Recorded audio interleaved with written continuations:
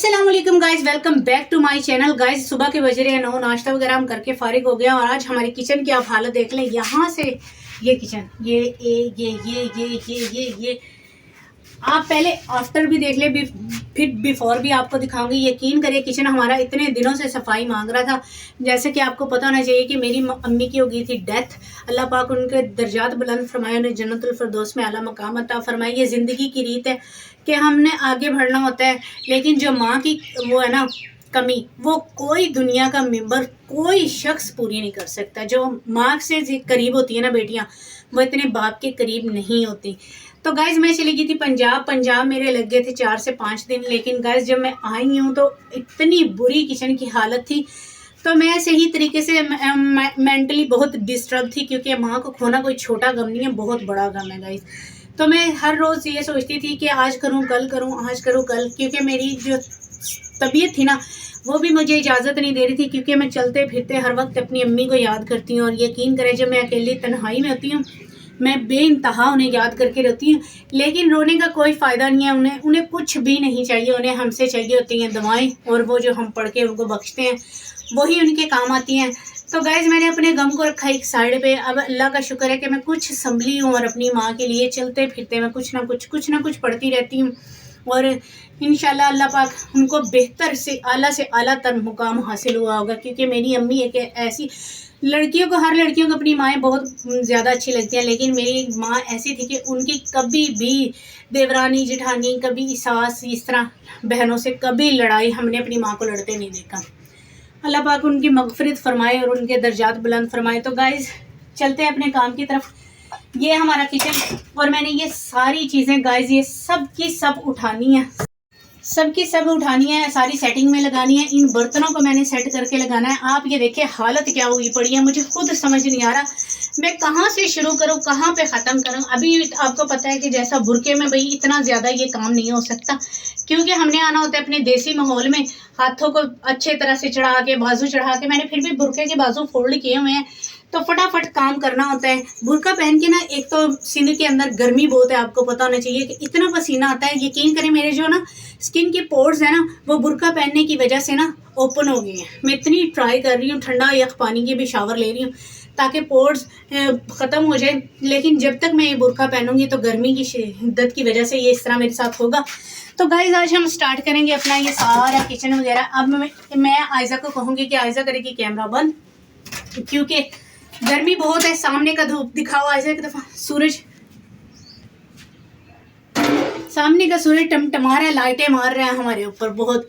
तो गर्मी की वजह से मैं अकेली तो ये सारा नहीं कर पाऊंगी। अब मैं यूँ करूंगी कि जल्दी जल्दी मैं लगाती जाऊंगी साबुन, और आयजा धोती जाएगी, और सिंक में और इसमें स्टैंड में हम बर्तन लगाते जाएंगे। आयजा करवाओगी हेल्प मेरी? जी।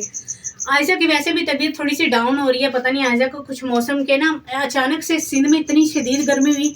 अब पता नहीं पंजाब वाली साइड में या इस्लामाबाद में बारिश वगैरह हुई है, तो रात की थोड़ी सी ठंड होने लगी है ना, तो ये इसको ज़ुकाम भी हो रहा है। पता ही नहीं चल रहा मौसम का क्या हाल है, लेकिन दिन की शदीद तरीन गर्मी है गाइस।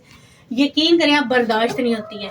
तो गाइस बातें हमारी होती रहेंगी, हम ये पहले सारी चीज़ें उठा लें, समेट लें इन चीज़ों को, और ये स्टैंड सारा खाली कर लें। आज मैं पहले बर्तन यही उतार ना लूँ इस तरह, हैं किस तरह? ये सारे बर्तन उतार के रख लेंगे ना इधर, पहले वो धो लेते हैं फिर उतार लेंगे। तो रखेंगे कहाँ पे, लगाएंगे इन्हें कहाँ फिर। तो गाइस मैं ये उतार लूँ बर्तन वगैरह। सारे बर्तन उतारने के बाद ये देखें नीचे तक हमारे बर्तन फैले पड़े हैं, और आप ये जालों का शुमार देखें। ये देखें तकरीबन 10 से 15 दिन हो गए मैंने किचन की डीप सफाई नहीं की। डीप सफाई हमने आई थिंक ईद पे की थी, है ना जी, ईद पे की थी। ईद को अब कितने दिन हो गए, 15-20 दिन ही हो गए तकरीबन। तो अभी तक हमने सफाई नहीं की। आज हम करते हैं किचन की डीप क्लींजिंग। तो क्लींजिंग या क्लीनिंग? हाँ क्लीनिंग, सॉरी गाइस। गर्मी की वजह से यकीन करें बुर्का पहन के कुछ मुझे समझ नहीं आ रहा, इतनी शदीद गर्मी लग रही है, और पसीना है कि ये मुंह पे क्या, कमर के पीछे, बैक पे भी इतना पसीना जा रहा है। तो गाइस हम कैमरे को देते हैं थोड़ा सा रेस्ट, और कहीं मत जाइएगा, व्लॉग आपने कंप्लीट देखना है, क्योंकि इतनी एफर्ट, इतनी मेहनत हम आप लोगों के लिए करते हैं। और आप लोगों का फ़र्ज़ बनता है कि कम से कम वीडियो देख लें तो लाइक और कमेंट्स कर दिया करें। लाइक करने से अंगूठे नहीं टूटते, कमेंट्स करने से उंगलियां नहीं टूटती। गाइस लाइक कमेंट कर दिया करें, ये आप लोगों का हमारे लिए प्यार और मोहब्बत होता है जो आप हमें कमेंट्स के थ्रू बरसाते हैं और इससे हमारी मेहनत का हमें ये अजर देते हैं। तो गाइस कहीं मत जाइएगा, देखते रहिए अपनी बहन का व्लॉग। मिलते हैं छोटी सी नहीं बड़ी सी ब्रेक के बाद, ये सब कुछ समेटने के बाद।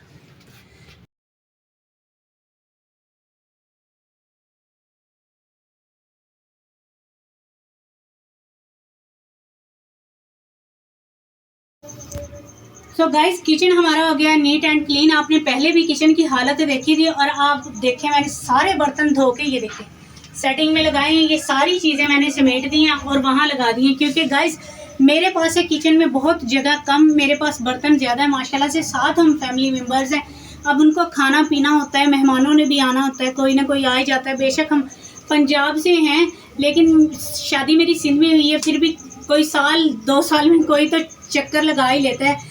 तो गाइस बर्तन मेरे पास बहुत ज़्यादा है जो किचन में रखने की जगह नहीं है। यहाँ किचन में खड़े होकर बस एक बंदा खाना वगैरह बना सकता है, अगर दूसरा बंदा आ जाए आप खुद बता दें कहाँ खड़ा होगा। ये देखिए आपके सामने ही है।